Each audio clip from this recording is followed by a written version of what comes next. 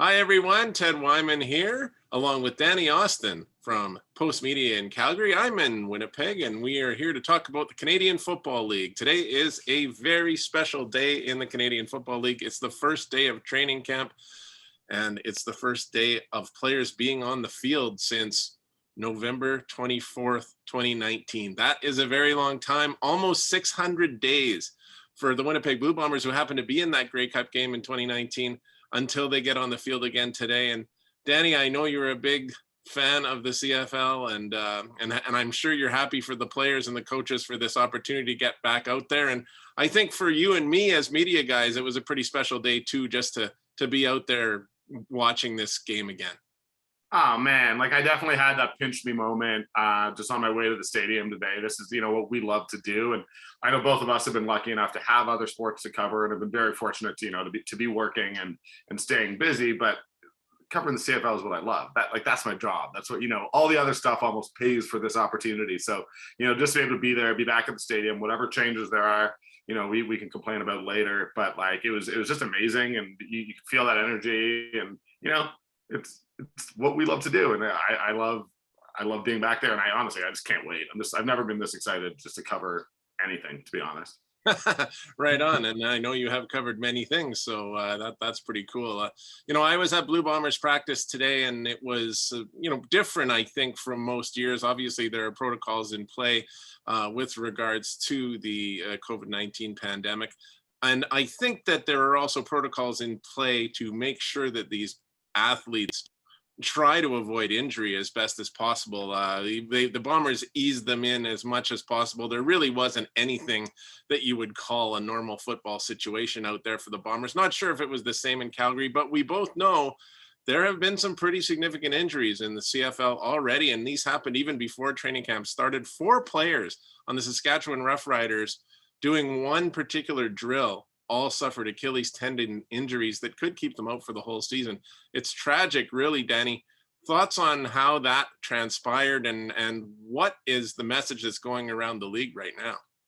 Yeah, I mean, I think that those look, I have never heard of 4 players suffering Achilles tendon. I've never heard of 4 Not people sure touch. anyone has. Yeah, it's absolutely you almost can't overplay it. Like it's just such a crazy thing to happen, but it brings into pretty sharp focus. Just some of the challenges right now, because you have to find that balance. The reality is you need to be pushing these guys so that after 17 days of training camp or 17 practices for the Stampeders, they need to be in good enough shape that they're not at risk when they start actually playing games. So you're trying to find that balance, and I don't know where it sort of lies. I will say that the Stampeders, my understanding is, sort of pushed themselves a little bit harder than some of the other teams. It was a pretty normal football practice. There weren't as many sort of one-on-ones, or what Dave Dickinson sort of described as those. He wanted to avoid situations where players might want to get selfish and tug at a guy, or try to beat the guy. So there weren't as many of those, but they went relatively hard for day one, with the understanding that safety is always first and foremost. Bo Levi Mitchell sort of credited Dave. He said, you having a player's coach meant that there were conversations going on all morning and all yesterday. And you never want to be thinking about injury as a player, but they all are. They all know exactly what happened in Saskatchewan, and they're worried about it, because 21 months, you can do all the work you want in the gym. The reality is you're not in football shape right now, and you got to get there. But I think that there's got to be a lot of monitoring and a lot of open conversations. And my understanding is if players do feel something happening, I know the Stampeders coaches just said, just tell us. We'd rather you sit out the rest of practice than lose you for the rest of the year. And I think that's sort of the approach. Yeah, you can't deny, of course, Danny, that there are injuries like this every year in training camp. Usually the list is this long of players who are not going to be able to participate on any given day. The Bombers started with 100 players today. Well, who knows how many it'll be tomorrow, the next day, the next day, and the next day. And as this training camp goes along, there are going to be injuries. Interestingly, Andrew Harris, the Blue Bombers running back, he said that, he said, we all kind of signed up for this. We know what we got into, and we know that injuries are possible. You just have to go about your business and try to get things done as much as you can. But we also know that particularly in Canada, a lot of these athletes were not able to train the way that they would have trained in a normal year in the off season. Their gyms weren't necessarily open. They were away from football. And even Andrew Harris himself said he kind of had turned his attention to other things from football because he needed to get on with his life. We didn't know if the CFL was even necessarily going to happen, and neither did he. So there's a lot of issues at play there, and I think that teams can be as careful as they want. There's probably still going to be injuries. You just hope nothing like what happened in Saskatchewan happens again.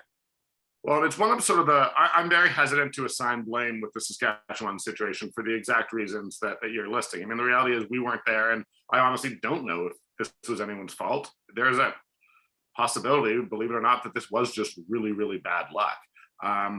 And what you just listed with the Canadian players, I think is a really, really interesting challenge for the coaches, because the reality is the Americans have had much better access. The restrictions were not as strong down there. So you may have Americans who are ready to be pushed, are ready to really, really accelerate their growth through training camp, and then Canadians who just aren't quite there yet and need a little bit more time. So it's a fascinating balance for the entire league. But I honestly, I mean, in no way was what happened in Saskatchewan a good thing in any way. But I do think that it probably brought this stuff even into sharper focus. And I think that there's even more of an emphasis. And we are hearing about teams around the league that are beginning to sort of just alter their original plans a little bit to keep safety at the forefront, which is a good thing, because yes, there are always going to be injuries, but we always want to limit them as well.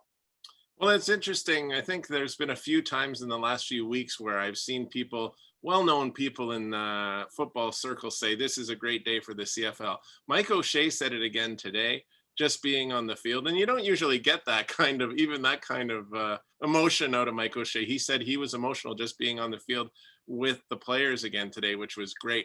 I think that another thing you would suggest was a great day for the CFL was last week when it was announced that the talks about a CFL-XFL partnership had been at least put on hold and perhaps abandoned entirely. We don't know for sure what the future holds in that situation, but I know you were pretty vocal in your opposition to the idea of partnering with the XFL. So what are your thoughts today after what we heard?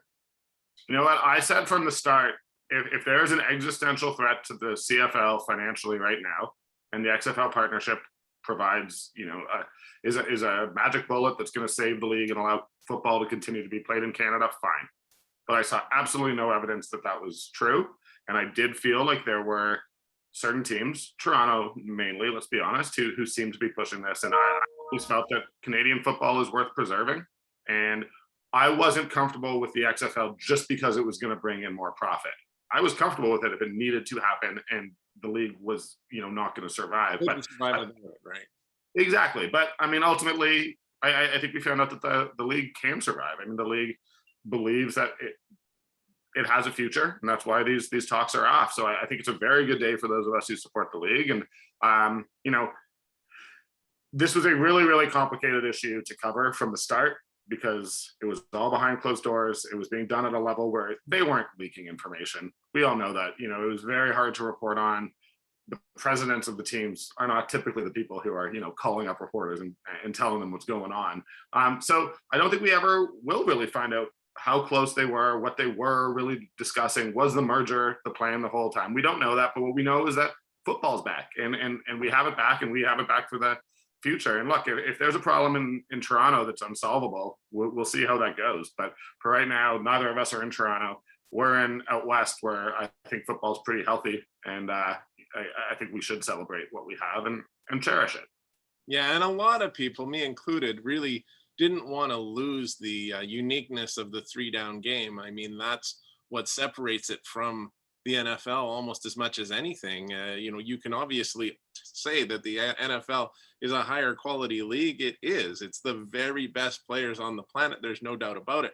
But you bring players who are slightly below that tier to Canada, and you put them in a different format of the game, and it brings it up to a much higher level than maybe it would if it were, say, a minor league, right? So I don't think anybody wanted to lose that, and I think the talks with the XFL brought fear to a lot of fans. And I mean, yes, that Toronto issue is big.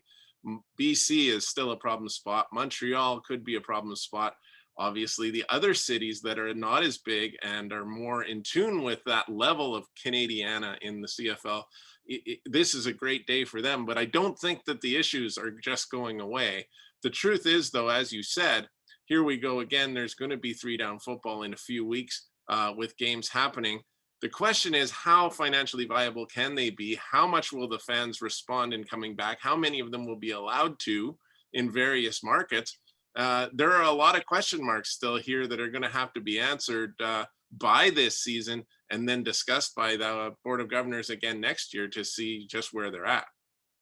Of course, but this is about finding solutions. And the truth is, like, yeah, I mean, I think it's a little weird that I still don't, when Calgary fans ask me how many fans are allowed in, I'm a little unclear on that. I mean, there's no restrictions out here. So yeah, so maybe I do think that that's something that I'd expect to get resolved awfully quickly. Look, this is not a perfect league. And I mean, people talk about Montreal, Toronto. Look, when Montreal wins, they actually draw pretty well. The issue is different in Toronto. The issue is different in Vancouver. There's smart people at the top of this league, and I think that financial viability or financial stability is something that there's a lot more of now than there was 10 years ago even, or certainly 20 years ago. There's been growth. That growth has to continue. And maybe we just need to stop thinking about finding that one magic bullet that's going to fix everything. And we need to get back to growing the game. We need to get back to connecting with the communities. And, you know, I'm seeing it from fans. It's been, you and I both know, it was tough at times during this XFL stuff. And with the season getting canceled, there was a lot of negativity.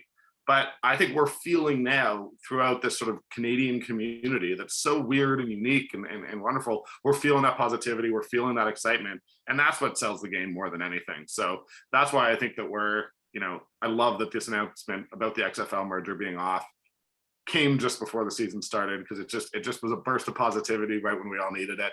And, you know, I'm feeding off that energy, and I know you are too. At very least, we now have a sense that the CFL has had to look at its business model and is looking at its business model going forward. Things obviously weren't working perfectly. They weren't able to have a season in 2020 when many other leagues were. So they are in they might be in a better place because of it, just because they are thinking more clearly on it. But anyway, Danny, this has been a blast. We're going to do it all season. He's in Calgary and I'm in Winnipeg. We're both with Postmedia. We're going to talk about the CFL as much as we can. And we hope you will continue to join us as the season goes along.